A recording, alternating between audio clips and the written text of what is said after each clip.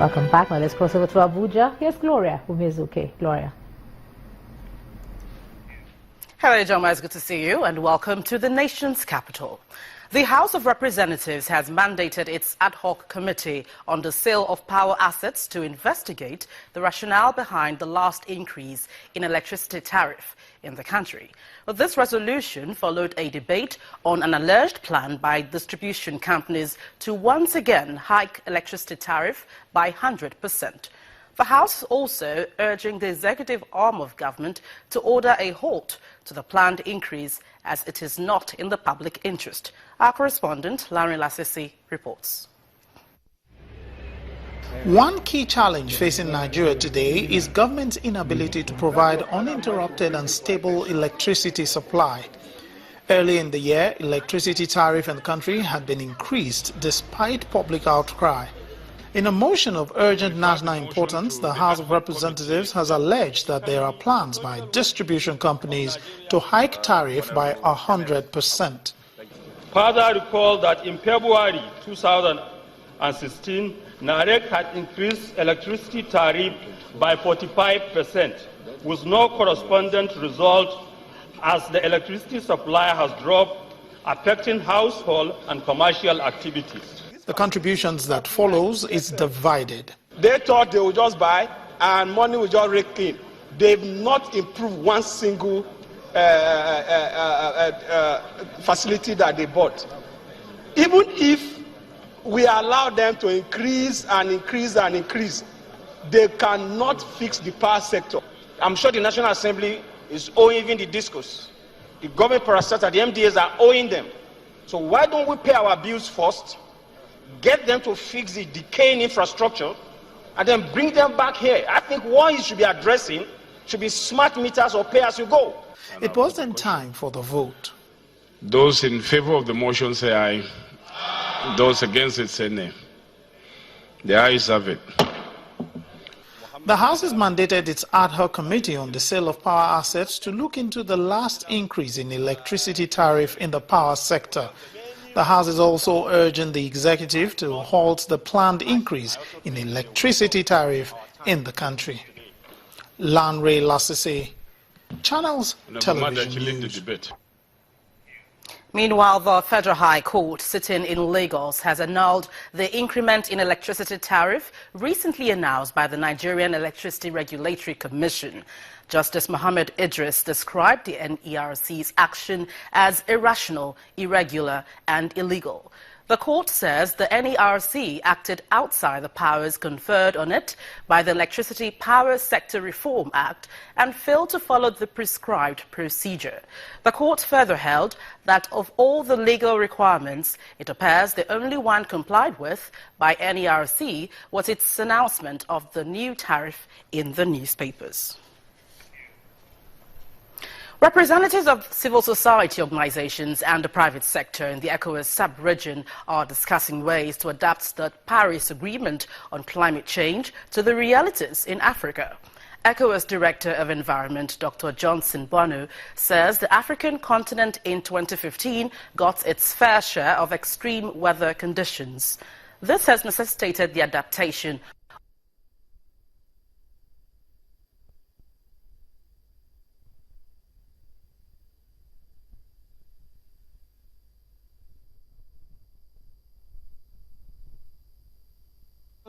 between 30th November and 12 December last year, 2015, in Paris resulted in the adoption of the famous Paris Agreement on Climate Change.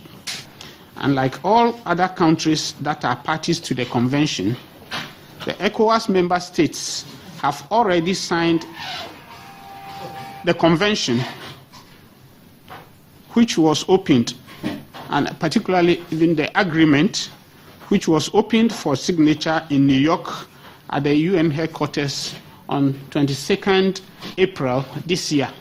Today, it is for the parties to implement this agreement with the contributions of various stakeholders and citizens at local, national, and the sub-regional level. Our priority is the adaptation. Adaptation supposes that we have some sectors who have been affected by the climate change issues. So we have now to get for example, the private sectors to get a new technology and a kind of technology for the agriculture, a kind of technology for water resources sectors, and also some mitigation action in sectors like energy and industry.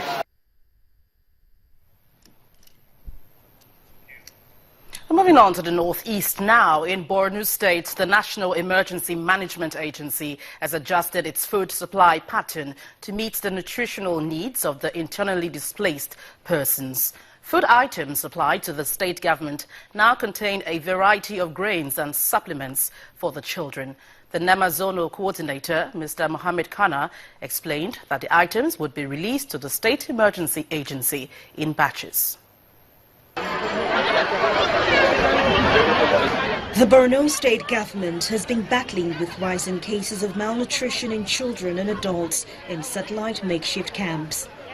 Over 1,000 people have already been evacuated from Bama Local Council to the capital city in Maiduguri for proper care. The latest medical supply is coming from the National Emergency Management Agency to camps around the capital city, including cartons of nutrition supplements for children. The state government says it is set to complement NEMA's efforts by providing other food items as agreed in the Memorandum of Understanding between them. The federal government is giving us food items while we are complementing the effort of the condiments. Apart from the condiments, we are also providing the IDPs with some of the nutritional values for the small children, and at the same time the malnutrited or nutritious. Meanwhile, NEMA will continue to evaluate and monitor the usage of items given in camps. We are going to give them in 2 weeks, and also evaluation processes will take place inside the camp. What we give, we must get the return of what we already give out to see the return of it from the camp. There are a lot of issues and challenges, particularly this rainy season across the satellite camps of Dikwa, Ngala and other areas. But with the development, I'm sure we will receive a lot of stability within the camps in Maiduguri. Apart from the food challenge, internally displaced persons are dealing with issues ranging from accommodation, especially with the setting in of the rainy season. Anytime it rains, we lack where to stay. Some of us go out to sleep on the tarred road because of flooding in our camp. We are so many that the little help we get doesn't go round.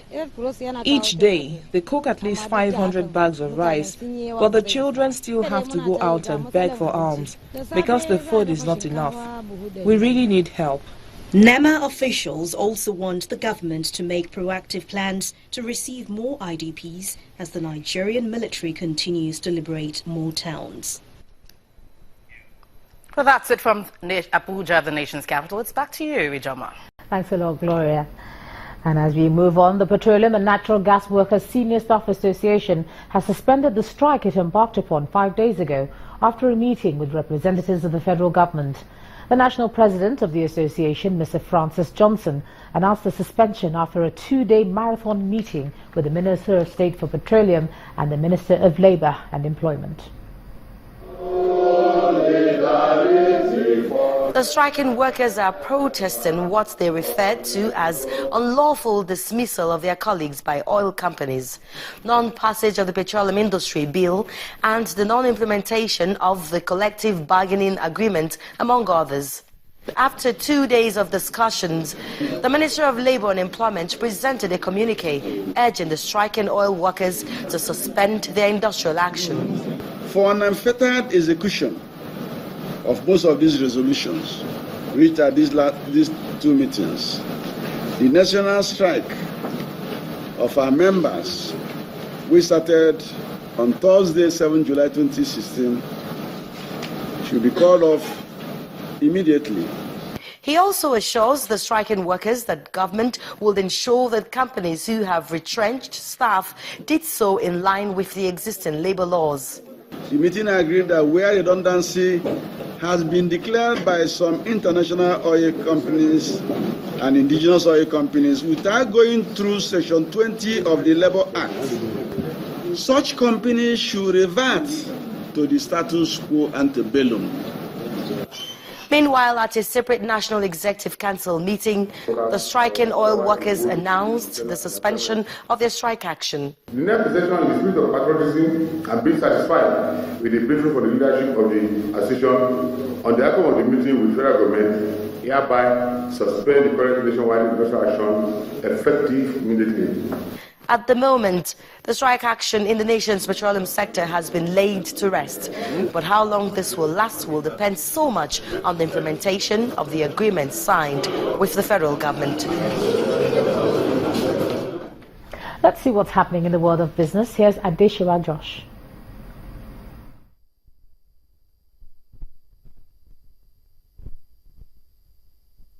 You first.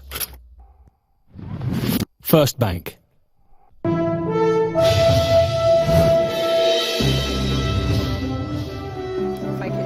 Good evening, everyone. Welcome to Business News. The International Energy Agency today says there are warning signs that global oil demand is slowing down while oil stocks remain at high levels, threatening a rebalancing in oil markets. According to the agency, demand growth looked uncertain on the supply side, while non-OPEC production remained on course to decline further by 900,000 barrels per day this year to 56.5 million barrels, and that's a modest recovery seen by 2017, rising also to 200,000 barrels per day. The IEA added that while its data this month suggests that little has changed with the market, there were signs of potential instability. And Nigeria's market size, economic activities and labor efficiency are its drivers in the competitiveness space. This was pointed out by the World Bank and its associates in a report that ranks the country moving 3 steps upward to 124 in global competitiveness. At this forum, organized by the Nigeria Economic Summit Group, analysts express optimism on the future of its weaknesses. Into the equities market, where the local bourse turned negative at the close of today's session after a brief and slight recovery on Tuesday. For more on the trading activities, here's Bisi Adebayo.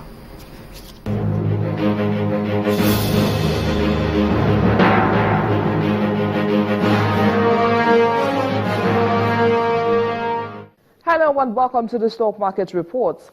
The Nigerian stock market slipped back into negative territory on Wednesday in reaction to price declines by some industrial giants. The all-share index shed 0.44% to end midweek session at 28,730.42. Market capitalization fell to 9.86 trillion naira. However, the market turnover was moderate as investors traded a total of 190.3 million shares worth 2.34 billion naira in 4,578 transactions. Banking stocks remain the most actively traded, led by Access Bank with a volume of 33.2 million shares. On the gainers table, Transco led 14 other equities, including Mansard and FCNB. Skybank topped a list of 25 losers by 8.22% and was followed by Forte Oil and GlaxoSmithKline. That ends the stock market reports. I am Bisi Adebayo. Thanks a lot, Bisi. It was mixed fortunes for major stock markets around the world today as investors focus on the UK's political future. Here are the figures.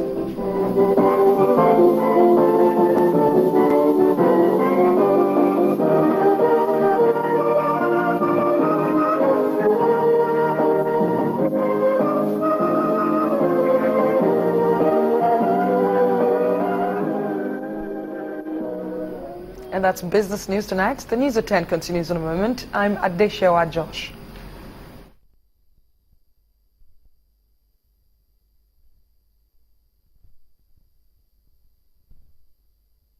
You first. First Bank.